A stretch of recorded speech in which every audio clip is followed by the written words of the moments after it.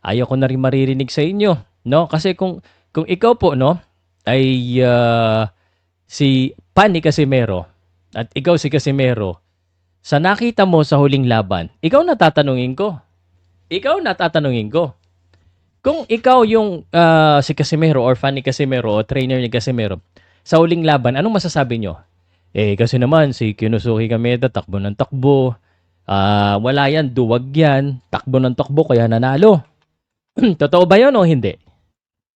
Pakisagot sa comment section. Totoo ba na takbo ng takbo at takot lumaban si Kinusuke Kameda? So, sagutin nyo yan. Ngayon, ang tanong, siya ba ay nanalo o hindi si Kinusuke Kameda? At paano siya nanalo? Ngayon, fast forward today, hindi ko naiintindihan yung sagot nyo, pero pakisagot na rin po para mabasa ko. So ngayon, kung ikaw ang boksingero, boxing fan or team niya, shucks, alam ng tao na may lakas ako, lalo na sa una. Alam ng tao na pag tumama yung aking hook, yung aking overhand, siguradong tulog. So sa tingin mo, anong gagawin ng kalaban?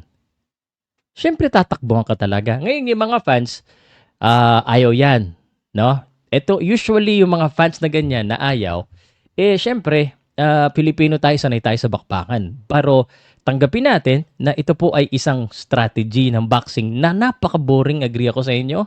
But it is what it is.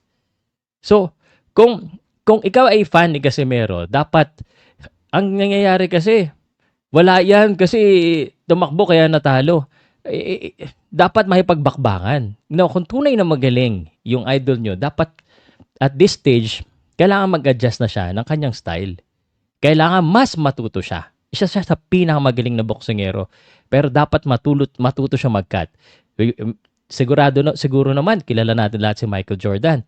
Michael Jordan, when he was young, kaya niyang humabol, kaya dumakdak, kahit saan, sumasabay siya sa ere, kaya nga Air Jordan. Pero later part of his career, he adjusted his game to fade away, to jump shots.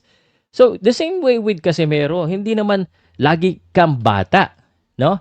So, what does he need to do in order to win here? So, simple lang. Kahit sabihin nyo, si Pao, hindi naman yan boxing expert, hindi naman yan, hindi naman yan trainer. And grabe kung magsalita, hindi ka naman boxer.